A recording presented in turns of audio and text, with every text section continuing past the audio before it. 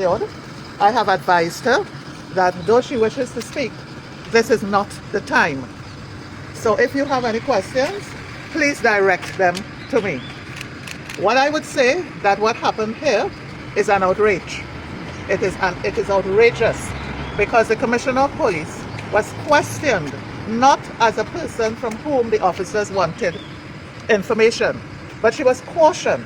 And we all know, or we should know, that a caution is administered to a person against whom the officer has reasonable grounds to suspect the person has committed an offense. I sat through with my junior, Mr. Warner, the interview of the commissioner. And at the end of this interview, it was pellucidly clear that there was not one drop of evidence against the commissioner. So the burning question, which I would like answered, is who is the senior officer that authorized the arrest of the Commissioner of Police on material that did not establish grounds to suspect? And certain aspects of that interview were unfair to the Commissioner. For example, I'll just give you one example. She was asked, or she was told, that the investigating officer had, and may I say here, it's rather odd that it was a very junior officer interrogating the Commissioner of Police. And I must commend the Commissioner for the calm that she displayed, her demeanor during that questioning. I want to salute her, and I want to assure the nation that they should maintain faith in their Commissioner of Police. She is a strong woman. Maintain faith in that office holder. Maintain faith also in the Director of Public Prosecutions, who was strong enough, I'll put it in very simple words, to tell the police officers, look, get away from here. Release the Commissioner. So one wonders, what was the basis for the arrest? And this is what I keep asking. Why wasn't she questioned without an arrest?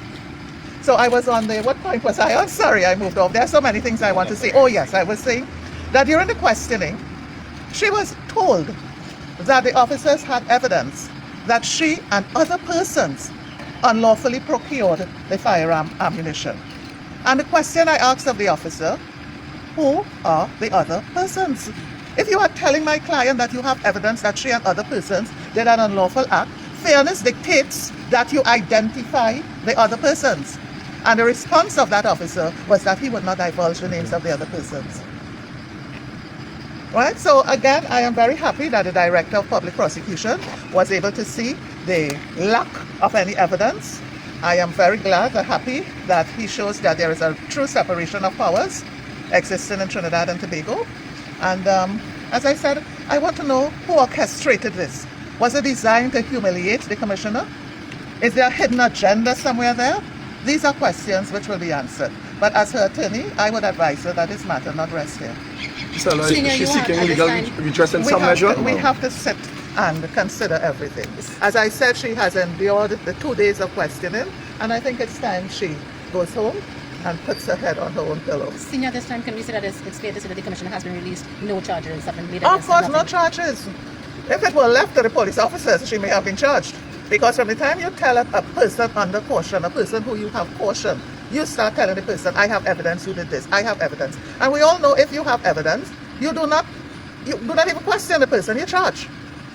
So at this moment, could you, Commissioner, return to her duties, especially with this public? What is the next step? That will have to be discussed. We have to put pen to paper. What was it like for your client, if you just a state of mind for the last 2 days? And I know it must have been very difficult for her, seeing this all playing out in the public as well. And you sit on an executive with officers that you thought you could trust. Well, not only officers you thought you could trust, but officers that you believe had a certain degree of competencies. So as I said, it was traumatic for her, but she remained stoic throughout, and I commend her for that. Is there anything the Commissioner would like to say? No, I have advised her not to speak, and if she speaks now, she will have to get another thing. Fair enough. Okay, so can we be excused now? It has been a difficult period.